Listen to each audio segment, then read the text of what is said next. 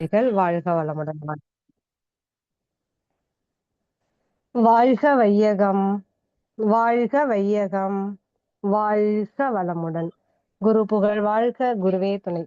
தெளிவு குருவின் திருமேனி காண்டல், தெளிவு குருவின் திருநாமம் செப்பல், தெளிவு குருவின் திருவார்த்தை கேட்டல், தெளிவு குரு சிந்தித்தல் தானே.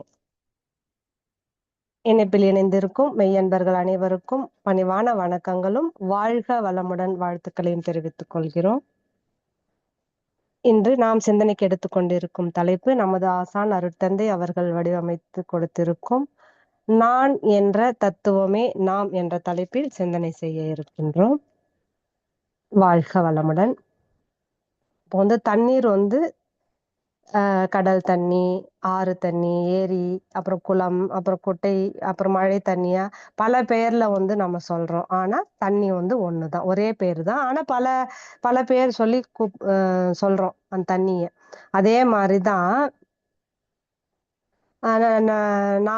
நான் என்ற தத்துவம் நாம் அப்படின்றதும். இப்போ நான் என்று சொல்லும் போது அது அறிவின் தத்துவமே. இப்போ காந்த சக்தி அலை இயக்கமா மாறி பல்வேறு உருவுல அதன் தன்மைக்கேற்ப இயங்குறதும் இயக்கமா சக்தியா உணரும் ஆற்றல் நிலையாகவும் இருக்குது. அப்போ நான் என்ற தத்துவம் தான் நாம் என்ற பலராக, அதே மாதிரி கோடிக்கணக்கான ஜீவன்களாக, மனிதர்களாக, அறிவு இயக்கங்களாக இருக்குது. ஏன்னா நமக்கு மூலம் என்ன அப்படின்னு பார்த்தோம்னா சுத்தவெளி தான் தன்னிருக்கும் ஆற்றலால இறை துகளாகி, அப்புறம் விண்ணாகி, அப்புறம் பஞ்சபூதங்களாகி, அப்புறம் அதுக்கப்புறம் நம்ம ஒரு அறிவு தாவரத்திலிருந்து 5 அறிவு விலங்கினங்கள் ஆறாவது அறிவா மனிதன் வரைக்கும் வந்திருக்கும். அப்ப மூலம் என்னன்னு பார்த்தோம்னா இறைநிலை மட்டும்தான். அப்போ நான் நான் அப்படின்னு சொல்றோம். அது நாம் எல்லாருமே ஒண்ணுதான் அப்படின்றதுதான் நான் என்ற தத்துவம். நாம் இப்போ நம்ம உருவ அளவுல மனசை எல்லை கட்டி கொண்டு இது என்னோட நாடு, இது என்னோட இனம், இது என்னோட ஜாதி மதம் அப்படின்னு நம்ம வேறுபாடுகளை நாம தான் ஏற்படுத்திக்கிட்டு இருக்கோம். இந்த வேறுபாட்டால நமக்கு பல துன்பங்கள் நம்ம அனுபவிச்சுட்டு இருக்கோம். அப்போ நாம அனைத்துயிரும் ஒண்ணுதான் அப்படின்னு நாம தெரிஞ்சுக்கிட்டோம். இப்படி விரிஞ்ச மனநிலை இல்லாம நாம வாழ்ந்துகிட்டு இருக்கிறதால தான் நம்ம துன்பப்படுறோம். அப்ப நம்ம மனம் விரிச்சு எல்லாருமே ஒண்ணுதான், அனைத்துமே ஒண்ணுதான் அப்படின்னு நினைச்சோம்னா நம்ம நினைக்கணும் அப்படின்னா நமக்கு ஓருலக ஆட்சி திட்டத்தை நமது ஆசான் அவர்கள் நமக்காக வடிவமைச்சு கொடுத்திருக்காரு. அது கவியில கவி மூலமா நமக்கு கொடுத்திருக்காரு. ஒரு கவி நான் என்ற நாம் என்னும் தலைப்புல நமது ஆசான் ஒரு கவியை கொடுத்திருக்காரு. அந்த கவியை நம்ம பார்ப்போம். நான் என்ற தத்துவமே நாமாய் உள்ளோம். நாடுகள் பலவற்றில் வாழ்கின்றோம். ஊன் உருவம் வரையில் அறிவை எல்லையாக்கி ஒருவருக்கொருவர் இன, தேச, ஜாதி, தான் தனது எனும் பேதம் கொண்டு வாழ்வில் தனித்து இயங்கி துன்புற்றோம். ஆழ்ந்து ஆராய்ந்து ஆண்மை நிலை அறிந்ததனால் பேதமற்ற அரூப சக்தி நிலையில் நாம் ஏகனானோம் அப்படின்னு சொல்றாரு கவி. இப்ப நான் நான் அப்படின்னு நம்ம சொல்றதால நம்ம ஒருமை நிலையா இருக்கோம். உண்மை தத்துவம் என்னன்னா நாம் என்ற பன்மை தத்துவமாகி இருக்கிறோம். நில உலகில எல்லை கோடுகள் போட்டு பிரிச்சு நம்ம நாடு இது அப்படின்னு நம்ம அந்த எல்லைக்குள்ள என் நாடு அப்படின்னு நம்ம வாழ்ந்துட்டு இருக்கோம். அதே மாதிரி உடல் வரையில எல்லை கட்டி இருக்கிறதுனால மனிதனோட மனம் குறுகி நான் நான் நான் அப்படின்றத நம்ம ஒரு நம்மளுடைய அறிவை எல்லை கட்டி இருக்கும் வரையில மனிதர்கள் இந்த மாதிரி என் நாடு, என்னோட இனம், என்னோட தேசம், அந்த மாதிரி என்னோட ஜாதி அப்படின்னு தான் நம்ம வாழறோம். அந்த இடத்துல என்ன வெளிப்படுதுன்னா தன்முனைப்பு, தான் தனது அப்படின்றது. அந்த தன் முனைப்பாலதான் இப்போ நாம எங்கிருந்து வந்திருக்கோம் அப்படின்னு பார்த்தோம்னா இறைநிலையில இருந்து வந்திருக்கோம். அதை மறந்துட்டு இந்த தான் தனது தான் நான் தான் பெரிய ஆளு, நான் தான் எல்லாமே, இது இங்க ஆட்சி செய்யறேன், இதுதான் என்னோடதுதான் அப்படின்றத அந்த பற்று, என்னோட வீடு, என்னோட நிலம், என்னோட உறவினர்கள், அந்த மாதிரி நம்ம அந்த பற்று அந்த தன் முனைப்பால நம்ம எழுச்சி பெறதால தான் நம்ம இந்த மாதிரி துன்பம் அனுபவிச்சுட்டு இருக்கோம். அப்போ நம்ம உடலுக்குள்ள உயிர், அந்த உயிருக்குள்ள அறிவு, அந்த அறிவு தான் தெய்வமா எல்லாவற்றையும் எல்லாமாக இருந்து இயக்கி காத்து முடிச்சு வைக்குது. அப்போ அதனுடைய இயக்கம் எல்லா மனிதருக்குள்ளேயும் வினாடிக்கு 1 முதல் 40 வரை வந்து சுழலாளியா உள்ளது என்ற ஆன்மா எனும் அறிவின் நிலையை நாம் அறிஞ்சு அந்த பிரிவுகள் இல்லாம அந்த அரூப நிலையில நாம் ஒன்றாகி விடணும். அப்போதான் ஏகம் என்றால் ஒன்று, ஒப்பற்றது. அதுதான் அவேதம் என்ற பொருள் ஆகும். இப்ப இந்த சிற்றறிவை நம்ம வந்து பேரறிவு நிலையோட இணைத்து நம்ம பழகிட்டோம்னா, ஒன்றே வந்து என்ன ஆகும்? பலவாகும். அந்த பலவற்றில் அந்த ஒன்று இருப்பதை நாம் ஆத்மார்த்தமாக உணரும்போது, இந்த பிரிவினைகள் நம்மகிட்ட இருந்து மறைஞ்சு போகும் அப்படின்னு சொல்றாரு நமது ஆசான் அருட்தந்தை. பொது ஆட்சி கொண்டு வரணும் அப்படின்ற ஒரு திட்டத்தை தான் நமக்காக வடிவமைச்சு கொடுத்திருக்காரு. அப்போ அந்த பொது ஆட்சியில என்னென்ன எப்படி சொல்றாருன்னு கவி மூலமா விளக்குறாருன்னு கவி மூலமா கவி கொடுத்திருக்காரு. எங்கெங்கும் உலகினிலே பிறப்போர்க்கெல்லாம் இவ்வுலகம் சொந்தம் என்று உண்மை ஏற்று தங்கத்தின் மதிப்பு தனி மனிதன் சொத்து தாய் தந்தை மக்கள் என்ற பாசம் போக்கி ஆங்காங்கும் தொழில் சமையல் பொதுவாய் செய்து ஆன்மீக நாட்டமுடன் வாழ்தற்கேற்ற எங்கள் நாடு என்றே வரும் பிரித்து சொல்ல இடமில்லா உலக பொது ஆட்சி காண்போம் அப்படின்னு சொல்றாரு. இப்போ நம்ம வந்து பிறந்துட்டோம்.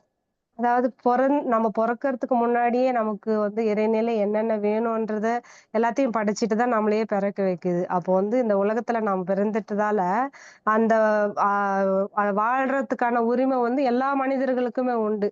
அப்போ அந்த நில உலகத்துல கோடு போட்டுட்டு இதுதான் எனக்கு இந்த நிலம் தான் எனக்கு சொந்தம் அப்படின்னு நம்ம வந்து உரிமையை வந்து ஏத்துக்க கூடாது அப்படின்றாரு.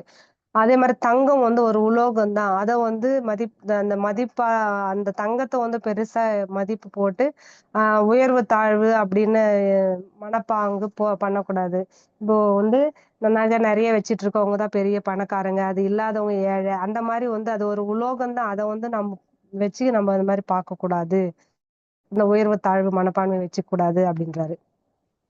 இப்ப வந்து நம்ம ஒரு தனி மனுஷன் வாழணும்னா அவனுக்கு என்ன தேவையோ அது மட்டும் போதும். அதை தவிர நிறைய சேர்த்துக்கிட்டே உடைமை சொத்துக்களை வந்து சேர்த்துக்கூடாது அப்படின்னு சொல்றாரு. அதே மாதிரி தாய் தந்தை குழந்தைகள் அந்த பாசம்தான் வந்து பாசத்தால தன் முனைப்பு வெளிப்படுது. இவெல்லாம் வந்து மனிதர்கிட்ட ஒரு பிரிவினை ஏற்படுத்துது அப்படின்றாரு. அப்ப வந்து மனித நியாயமும் ஆன்ம நியாயமும் மனிதர்களிடம் நிலவும் போது தான் இனிமையான வாழ முடியும். அதற்கு நில உலகில் அங்கங்க வாழற மக்கள் எல்லாம் வந்து தொழிலையும் அந்த உணவு சமைப்பதையும் பொது உடைமை ஆக்கணும். இப்ப அறிவை விரிச்சு ஆன்மீக நாட்டத்தோட வாழ்வதற்கு ஏற்றபடி இது வந்து எங்களது நாடு அப்படின்னு பிரிச்சு பேசாம எல்லாருமே ஒரே ஒரே இதுதான் உலக பொதுவான ஆட்சி முறையை நாம வந்து கொண்டு வரணும்னு நமது ஆசான வந்து சொல்றாரு. அதுக்கு வந்து இதுதான் சொல்றாரு. தங்கம், அதே மாதிரி தனி மனிதன் உடைமை, பெற்றோர் குழந்தை பாசம், தொழில், அப்புறம் வந்து சமையல், ஆன்மீக நாட்டம். இது வந்து இதுல வந்து மாற்றங்களை நாம கொண்டு வரணும் அப்படின்னு அவர் 6 வகையில நமக்கு வந்து பிரிச்சு காமிச்சிருக்காரு. அப்போ முதல்ல வந்து தங்கத்தை பத்தி நம்ம பார்ப்போம். மனுஷன் வந்து வறுமையே இல்லாம ரொம்ப சந்தோஷமா வாழணும் அப்படின்னா அவனுடைய உடலும் சரி, அறிவு மூலமாவும் உடல் மூலமாவும் சக்திகளை வீணாக அவன் வந்து செலவழிக்கவே கூடாது. ரொம்ப எளிமையான வழியில வாழ்க்கைக்கு ரொம்ப அவசியம் தேவையான பொருட்களை மட்டும் உற்பத்தி செஞ்சு அப்படி உற்பத்தி செய்யற பொருட்களை வந்து வீணாகாம பாதுகாத்து பயன்படுத்தி வாழணும். இதுதான் வந்து ஒரு பொருளாதார தத்துவமா இருக்கு. அதே மாதிரி மனுஷனோட வாழ்க்கைக்கு தேவையே இல்லாத இதுக்குள்ள வந்து அவன் உடல் சக்திகளை வந்து ரொம்ப பெரும் அளவுல அவன் வந்து வீணாக்குறான். அதுல ஒண்ணு இந்த தங்கம் என்ற அந்த உலோகத்துக்கு அவன் வந்து ரொம்ப அறிவாலையும் உடலாலையும் செலவு பண்ணிதான் அந்த தங்கத்தையே கொண்டு வர்றாங்க. இது வந்து இப்போ வந்து இத வந்து தேவையா? இது வந்து ஒரு உலோகம் தான். இது வந்து நமக்கு வந்து தேவையில்லை அப்படின்ற ஒரு சட்டத்தை நம்ம வந்து கொண்டு வரணும் அப்படின்றாரு நமது ஆசான் அருட்தந்தை அவர்கள். அதே மாதிரி இது மகான் சொல்லி வச்சிருக்காரு. இது வந்து தங்கம்ன்றது ஒரு உலோகம் தான். அது வந்து தேவையே இல்லை. அது வந்து உடலாலும் மனசாலும் வந்து விரயம்தான் அப்படின்னு சொல்றாரு. அப்போ இப்போ நம்ம நாட்டு பிரதமர் அவங்க வந்து போன மாசம் ஹைதராபாத்ல நடைபெற்ற பொதுக்கூட்டத்துல வந்து இத பத்தி வந்து அவர் பேசியிருக்காரு. இப்ப உலக அளவில வந்து ஒரு பொருளாதார சிக்கல் வந்து ஏற்பட்டிருக்கு. ஏன்னா இந்த போர் நெருக்கடியால. போர் நடந்துட்டு இருக்கிறதால பொருளாதார நெருக்கடி வந்து நடந்துட்டு இருக்கு. இப்போ இது வந்து என்ன எதுக்காக இதுல இருந்து நம்ம மீண்டு வரணும்னா அவர் வந்து பேசினாரு. அந்த ஸ்டேஜ்ல என்ன பேசினாருன்னா, நம்மளுடைய தேவைகளுக்கான தங்கத்தை வந்து பெருமளவு எங்கிருந்து வாங்குறோம்னா வெளிநாட்டுல இருந்து நம்ம இறக்குமதி செய்யறோம். அதற்கு வந்து ரொம்ப பெரிய தொகை, அதிகமான தொகையை வந்து நம்ம டாலர்களா அவங்களுக்கு குடுத்துட்டு தான் நம்ம இறக்குமதி செய்றோம். அப்போ வந்து நம்மளுடைய அந்நிய செலவாணி இருப்பை பாதுகாக்கணும்னா பொருளாதாரத்தை நம்ம வந்து பலப்படுத்தணும் அப்படின்னா, நீங்க வந்து திருமண வீடா இருந்தாலும் சரி, வேற ஏதாவது சுப நிகழ்ச்சிகளாக இருந்தாலும் நம்ம வந்து 1 வருஷத்துக்கு நீங்க தங்கம் வாங்காதீங்க. அந்த தங்கம் வாங்குறத நீங்க நிறுத்துங்க அப்படின்னு அது ஒரு வேண்டுகோளாவே மக்களுக்காக விடுத்திருக்காரு. அது வந்து பொருளாதார தேசபக்தி சவாலா வந்து நீங்க ஏத்துக்கிட்டு இந்த மாதிரி தங்கம் வாங்காதீங்க அப்படின்னு சொல்லியிருக்காரு. ஏன்னா இந்த பொருளாதார சிக்கல்ல இருந்து நம்ம வரணும். நம்ம கிட்ட இருக்கிற பணத்தை நம்ம செலவு பண்ணி தான் அங்கிருந்து நம்ம தங்கம் வாங்குறோம். அதை வந்து நீங்க நிறுத்துங்க. அதாவது 1 வருஷமாவது நீங்க நிறுத்துங்க அப்படின்னு சொல்லியிருக்காரு. அதே மாதிரி இன்னொன்னு வந்து சொல்லியிருக்காரு. முடங்கியுள்ள தங்கத்தை வந்து மறுசுழற்சி செய்து, அதாவது கோல்டு வந்து ரீசைக்ளிங். இப்போ வந்து வீடுகள்லயும் சரி, ஒரு ஆன்மீக தலங்களிலும் வந்து 30ல இருந்து 32 டன் தங்கம் வந்து யூஸ் பண்ணாமயே அப்படியே முடங்கி இருக்கு அப்படின்னு அவர் ஒரு புள்ளி விவரங்களை சொல்லியிருக்காரு. இப்ப பிரதமரோட விளக்கம் என்ன இதுக்கு சொல்ல வர்றாருன்னா, நம்ம வந்து வெளிநாட்டுல இருந்து தங்கத்தை இறக்குமதி செய்யறோம்ல, அதுக்கு பதிலா நம்மகிட்ட ஏற்கனவே இருக்கிற அந்த முடங்கி இருக்கிற அந்த தங்கத்தை ரீசைக்ளிங் செய்து நம்ம பயன்படுத்திக்கலாம். அப்ப இதன் மூலம் வந்து இந்தியாவுக்கு வந்து இறக்குமதி செலவு வந்து கம்மியாகும் அப்படின்றாரு. அதே மாரி அ அ தங்கம் வந்து நாட்டோட வளர்ச்சிக்கு உதவுற மாரி செய்யலாம் அப்படின்றாரு. அதுக்காக தங்க திட்டங்கள் அப்படின்னு குடுத்திருக்காரு. இப்ப சும்மா இருக்கிற அந்த தங்கத்த வந்து அ அ கவர்மெண்ட் கிட்ட குடுத்துட்டோம்னா, அவங்க வந்து பத்திரம் ஒண்ணு குடுத்துருவாங்க. அது வந்து நம்ம பணமா வந்து எப்ப வேணுமோ அப்ப நம்ம வந்து அத மாத்திக்கலாம். இன்னும் ஒண்ணு என்ன சொல்றாருன்னா, இப்ப வீட்ல நம்ம வந்து பேங்க்ல கொண்டு போய் லாக்கர்ல பூட்டி வச்சிருக்கிற நகைங்கள வந்து நமக்கு வந்து சேஃப்டியும் நம்ம அங்க எடுத்துன்னு போய் வச்சிருக்கோம். அது மட்டும் தான். ஆனா இது வந்து நாட்டோட வளர்ச்சிக்கு பயன்படாது. அப்போ வந்து தங்கம் வந்து ஹம் பெண்களோட பொருளாதார அதிகாரத்தின் அடையாளமா திகழுது. அதாவது உமன்ஸ் எம்பவர்மெண்ட்டா தான் இருக்கு. அத வந்து நீங்க என்ன பண்ணணும் அப்படின்னு சொன்னா, இந்த இந்த வந்து தங்கத்த வந்து அ நம்ம வந்து அது வித்துட்டு அத வந்து பணமாக்கிக்கிட்டோம்னா, அது நமக்கு வட்டியும் வரும். நமக்கு வந்து தங்கம் வச்சுக்கிற அந்த இப்போ தங்கம் வச்சுக்கணும்னா அவ்வளோ பயம். அந்த பயமெல்லாம் இல்லாம நம்ம சுதந்திரமா இருக்கலாம். நமக்கு வந்து வட்டியும் வரும். அப்போ வந்து தங்க பத்திரங்கள் மூலமா நம்ம முதலீடு செய்யும்போது பாதுகாப்பாவும் இருக்கும். அதுல வட்டி வந்து ஒரு வருமானமா வரும். இது வந்து நாட்டோட பொருளாதார வளர்ச்சிக்கு வந்து ரொம்ப யூஸ்ஃபுல்லா இருக்கும் அப்படின்னு அவர் வந்து இந்த தங்கத்துக்காகனா வழிமுறைகள் அவர் வந்து பேசியிருக்காரு. இந்த தங்கம் தான் வந்து இப்போ முதல்ல இருந்தே வந்து பெண்கள் துன்பப்படுறது வந்து இந்த வரதட்சணை கொடுமையால வந்து இந்த தங்கத்தால தான் அந்த வரதட்சணை கொடுமையே வருது. ம். அந்த அந்த முதல்ல தங்கம் வந்து எதுக்கு வச்சுக்கிட்டாங்க அப்படின்னா, அவங்க சம்பாரிச்சுட்டு வந்து அந்த பணத்த தங்கமா ஆக்கிட்டு, அது வந்து பொன் நகைகள அந்த பெண்களுக்கு போட்டு அழகு பார்த்தாங்க.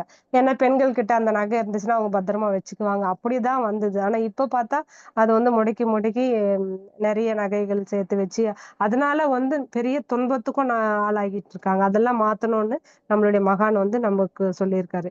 என்னோட அனுபவத்துல ஒரு விஷயம் நடந்திருக்கு.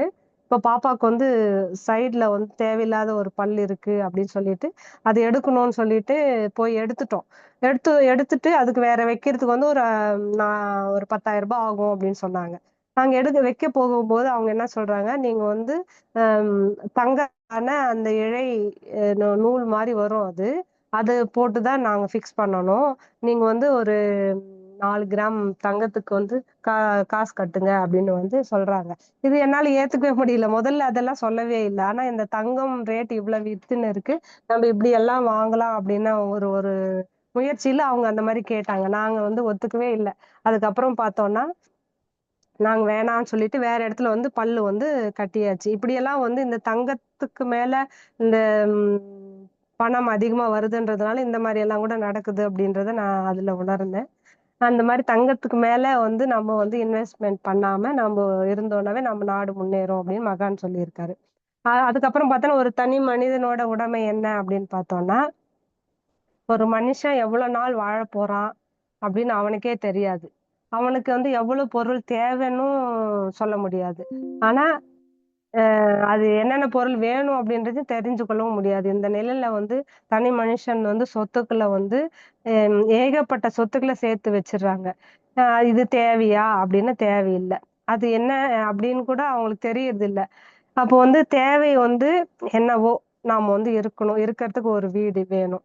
ஆ அதுக்கு அந்த மாரி இருந்துட்டோம்னா, நெறைய சொத்துக்கள வந்து நம்ம சேர்த்து வச்சுக்கவே கூடாது. ஒரு சட்டத்த கொண்டு வரணும். ஒரு தனி மனிதருக்கு இவ்ளோ சொத்துக்கள் தேவையில்ல அப்படின்ற ஒரு இதுவ வச்சுட்டாங்கன்னா, இந்த சொத்து வந்து குவிக்க மாட்டாங்க. ஒவ்வொருத்தவங்க சொல்லுவாங்க, 7 தலைமுறைக்கும் அவங்க வீட்ல சொத்து இருக்கு. அவ்ளோ சேர்த்து வச்சிருக்காங்க அப்படின்னு.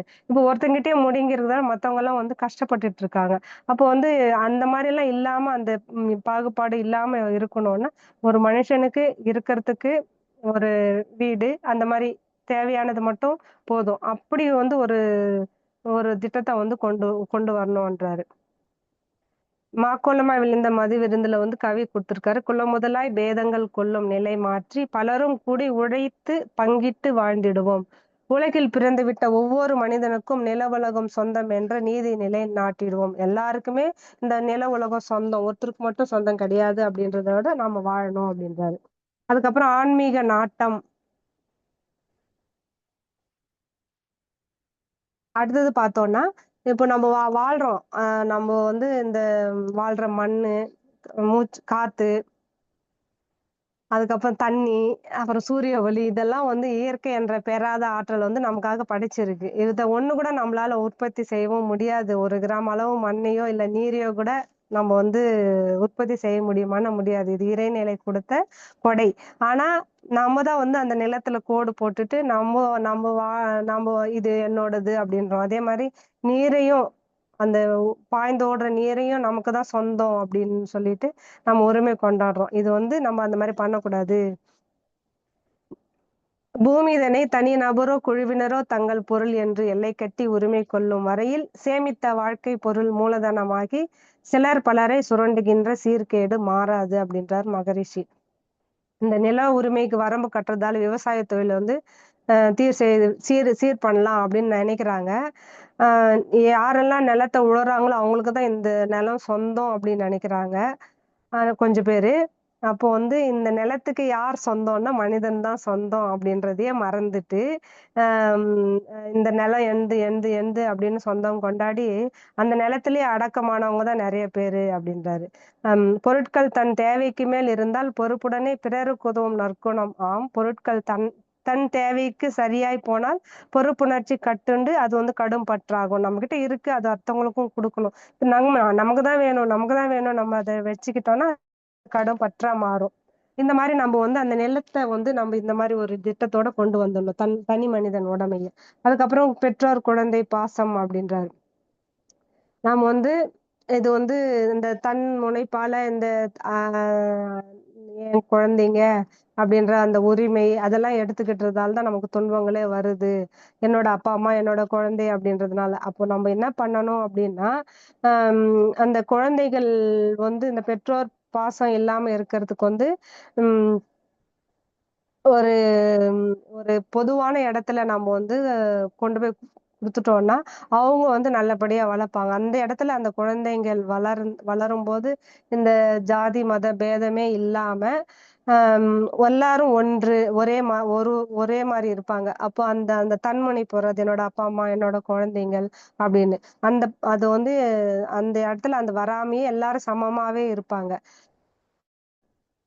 அதுக்கு தான் ஒரு கவி மூலமாவே விளக்குறாரு மகான். நல்ல முறையில் குழந்தைகளை வளர்க்க நாடனைத்தும் சேர்ந்து ஒரு திட்டம் கண்டால், அல்லல் படும் தாய்மார்களுக்கு அமைதி கிட்டும். அவர்கள் பெறும் குழந்தை எல்லாம் ஆற்றல் மிக்க வல்லவர்கள் ஆவார்கள் என்ற எண்ணம் வலுப்பெற்றால் குழந்தைகளை பொது சொத்தாக்க எல்லோரும் ஒத்துழைப்பார். இதை ஆராய்ந்து இயற்கை, செயற்கை இரண்டும் ஒப்ப வாழ்வோம் அப்படின்றாரு.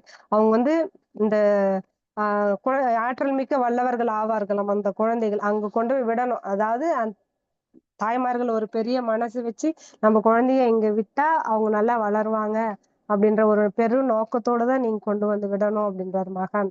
ஐந்தில் வலியாதது ஐம்பதில் வலியாது என்ற பழமையை நாம் அறிவோம்.